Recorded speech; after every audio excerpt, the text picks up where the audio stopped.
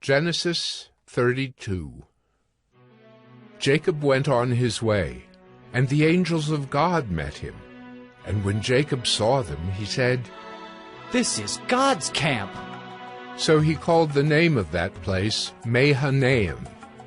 And Jacob sent messengers before him to Esau his brother in the land of Seir, the country of Edom, instructing them, "Thus you shall say to my lord Esau, Thus says your servant Jacob, I have sojourned with Laban and stayed until now. I have oxen, donkeys, flocks, male servants and female servants. I have sent to tell my lord, in order that I may find favor in your sight." And the messengers returned to Jacob, saying, "We came to your brother Esau, and he is coming to meet you, and there are 400 men with him." Then Jacob was greatly afraid and distressed. He divided the people who were with him and the flocks and herds and camels into 2 camps, thinking, If Esau comes to the one camp and attacks it, then the camp that is left will escape. And Jacob said, O God of my father Abraham, and God of my father Isaac, O Lord, who said to me, Return to your country and to your kindred, that I may do you good. I am not worthy of the least of all the deeds of steadfast love, and all the faithfulness that you have shown to your servant. For with only my staff I crossed this Jordan, and now I have become 2 camps. Please deliver me from the hand of my brother, from the hand of Esau, for I fear him, that he may come and attack me, the mothers with the children.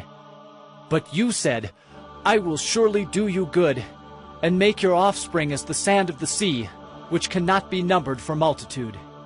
So he stayed there that night, and from what he had with him he took a present for his brother Esau, 200 female goats and 20 male goats, 200 ewes and 20 rams, 30 milking camels and their calves, 40 cows and 10 bulls, 20 female donkeys, and 10 male donkeys. These he handed over to his servants, every drove by itself, and said to his servants, Pass on ahead of me, and put a space between drove and drove. He instructed the first, When Esau my brother meets you and asks you, To whom do you belong? Where are you going? And whose are these ahead of you? Then you shall say, They belong to your servant Jacob. They are a present sent to my lord Esau. And, moreover, he is behind us. He likewise instructed the second and the third and all who followed the droves. You shall say the same thing to Esau when you find him, and you shall say, Moreover, your servant Jacob is behind us. For he thought, I may appease him with the present that goes ahead of me, and afterward I shall see his face. Perhaps he will accept me. So the present passed on ahead of him, and he himself stayed that night in the camp. The same night he arose and took his 2 wives, his 2 female servants, and his 11 children, and crossed the ford of the Jabbok.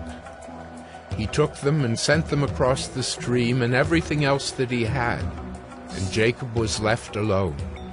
And a man wrestled with him until the breaking of the day. When the man saw that he did not prevail against Jacob, he touched his hip socket, and Jacob's hip was put out of joint as he wrestled with him. Then he said, Let me go, for the day has broken. But Jacob said, I will not let you go unless you bless me. And he said to him, What is your name?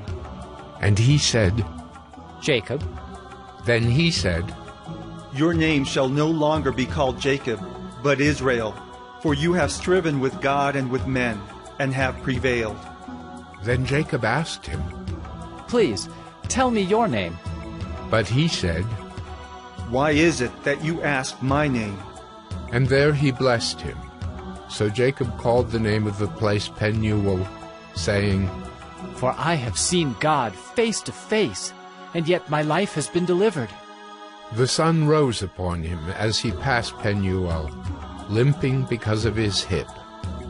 Therefore, to this day the people of Israel do not eat the sinew of the thigh that is on the hip socket, because he touched the socket of Jacob's hip on the sinew of the thigh.